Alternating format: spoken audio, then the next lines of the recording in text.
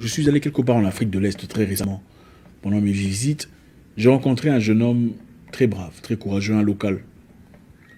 Ce garçon, à chaque fois qu'on le demandait, on cherche tel, il sait où comment trouver ça. On a besoin de tel, il sait comment trouver ça. On cherche l'hôtel où on fait ça, il sait comment trouver ça. On cherche un pneu d'avion, et lui, il sait comment trouver ça. À un moment donné, il est venu me dire, mon vieux, je sais que je ne suis personne pour vous, mais depuis longtemps, j'ai toujours été conducteur de Uber, mais j'avance très difficilement, parce que je n'ai pas ma propre voiture. J'ai besoin d'une voiture. Je vais avoir une voiture. Et ça m'aidera à avancer, à progresser. J'ai regardé le courage dans les yeux de ce garçon. Le feu de vouloir avancer dans la vie. Je lui ai dit, qu'est-ce que tu veux que je fasse? Il m'a dit, je veux une voiture. Je lui ai demandé, ça coûte combien? Il m'a donné un prix. J'ai dit, au nom du courage que tu as, je veux t'aider à l'obtenir. Dans sa tête, sachant qu'il allait me rembourser, il m'a dit, permettez-moi d'avoir la voiture. Je veux commencer progressivement à te rembourser. Aujourd'hui, il est bien. Il fait ce qu'il a à faire. Dans sa tête, il pense qu'il va me rembourser. Mais moi, je sais que je n'ai pas besoin qu'il me rembourse. Il faut être brave dans la vie. Il faut être courageux, il faut être déterminé. Ce petit n'a que 24 ans d'âge. Courageux dans la vie. Non, vous n'avez pas été créé seulement pour avoir des miettes de la vie. Pendant que vous savez, vous avez les compétences d'avoir beaucoup plus que ça. Passer des nuits blanches s'il le faut. Je ne sais pas ce que c'est pour vous. Vous voulez devenir ingénieur, médecin, vous voulez devenir quelqu'un de proéminent quelque part. Et il vous faut lire. S'il vous faut lire, eh bien passez des nuits blanches. S'il vous faut faire quoi que ce soit qui vous fasse perdre votre paix, alors perdez votre paix pour un temps, pour devenir heureux. S'il faut retenir quelque chose aujourd'hui, c'est que courez derrière votre esprit. Courez derrière ce feu qui brûle au plus profond de vous. Si vous ne le faites pas, vous vivrez au crochet des autres. Vous serez toujours là en train de glorifier les gens. Ah, chef, ah, mon patron, pour avoir des miettes. Si vous ne le faites pas, et quand on ne vous donne pas, vous commencez à critiquer. Ah, d'ailleurs, il n'a pas autant qu'il prétend. Il n'est pas aussi riche que ça. Parce que vous ne courez pas derrière vous-même. Vous êtes nulle part. Vous êtes spectateur. Soyez joueur. Ne soyez pas longtemps assis sur le banc de touche de votre propre vie. On ne vous dit pas de commencer une entreprise qui produit beaucoup d'argent. Même des petites choses. Allez quelque part. Ayez une direction. Courez derrière vous. S'il vous faut lire, eh bien faites-le. Passez des nuits blanches. Dans la vie, il y a les joueurs et les spectateurs. Les spectateurs sont là pour juger. Ils sont là certainement en train de regarder mon visage, en train de regarder comment je parle, pour critiquer, pour peu importe.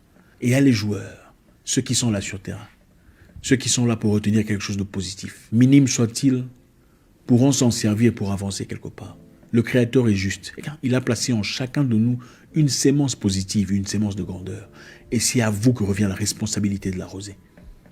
Ne restez pas malheureuse dans une situation malheureuse. Trouvez votre part. Vous savez, il y a plusieurs façons de vivre sa vie. Il n'y a pas une seule façon figée, définie, fermée. Il y a plusieurs façons de vivre sa vie. Vous savez, on peut vivre bien avec 1 000 $, 2 000 $, 10 000 $ le mois. On peut aussi vivre avec 50 $ le mois. Ou même 40. Il y a certains qui n'ont que 30. Ça ne sera pas aussi glamoureux, certes. Pas aussi pétillant, pimpant, mais on peut vivre. Dans la vie, il faut courir derrière ses objectifs. Il faut accomplir quelque chose. L'objectif de la vie, ce n'est pas seulement aller à l'école, être formé pour avoir un emploi bien précis, travailler pour quelqu'un dans un bureau, prendre le métro chaque matin, vous savez. Ah, je vais au boulot. Et puis voilà, le salaire à la fin du mois. Et puis finalement, on n'est pas tout à fait content, pas tout à fait heureux. On n'est pas tout à fait épanoui, mais on a un boulot. L'objectif de la vie, c'est aussi de s'épanouir.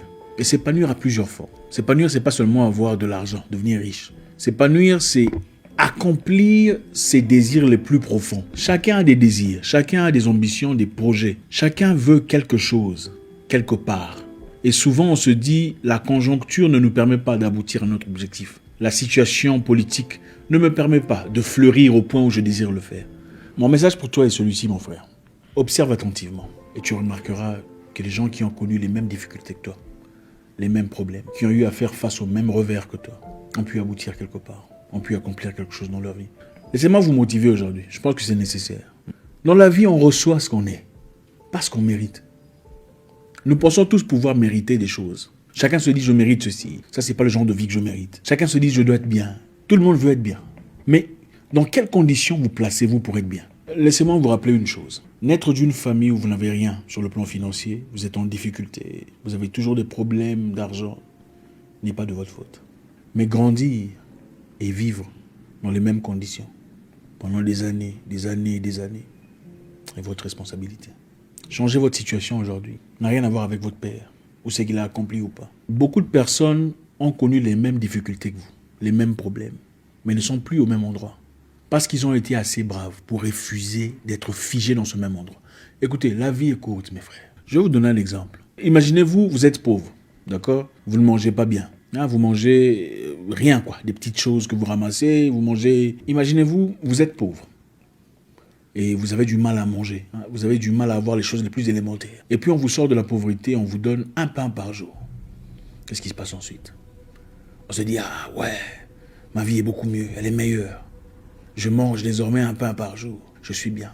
Mais de l'autre côté, il y a de l'abondance. Vous pouvez manger 2, 3, 4, 7 pains par jour. Mais ça demande un peu plus d'effort, un peu plus de travail. Il faut faire un peu plus de chant, un peu plus régulièrement que vous le faites aujourd'hui. Mais comme vous êtes déjà là et que vous mangez un pain par jour, ce qui est beaucoup mieux que ce que vous étiez dans le passé, on se dit, bon, c'est déjà mieux que rien. J'ai un boulot, on me paye 1 200 € à la fin du mois. Je peux payer les factures, payer le courant. Je suis bien. Bah écoutez, ça pourrait être pire, hein. C'est une bénédiction. D'ailleurs, vous savez, tout le monde n'est pas appelé à être riche. Il faut se révolter. Je ne suis pas ici en train de parler de richesse en forme d'argent. Je parle en forme de liberté, de vie. La vie est censée être une expérience de liberté. Courir derrière les objectifs personnels, pas les objectifs du patron, vos objectifs personnels de vie. Que vouliez-vous être au départ? Qu'êtes-vous devenu aujourd'hui? Une pâle copie de vos propres rêves, une réplique débridée de vos propres ambitions. Écoutez, dans la vie, vous n'êtes pas obligé de gagner la course au premier tour. Mais du moment que vous courez, vous êtes en train de gagner. Quelqu'un disait, il ne s'agit pas de gagner la course de 5000 mètres. Il s'agit de courir plus vite que vous couriez auparavant. Il s'agit à chaque fois de faire un temps meilleur que celui d'avant. Je ne sais pas ce que c'est dans votre cas. Si vous avez quelque chose dans votre cœur qui brûle dans votre esprit depuis un temps, il n'est pas là pour rien. Si vous savez que vous êtes capable de faire quelque chose et que votre esprit constamment vous le rappelle, ce n'est pas pour rien.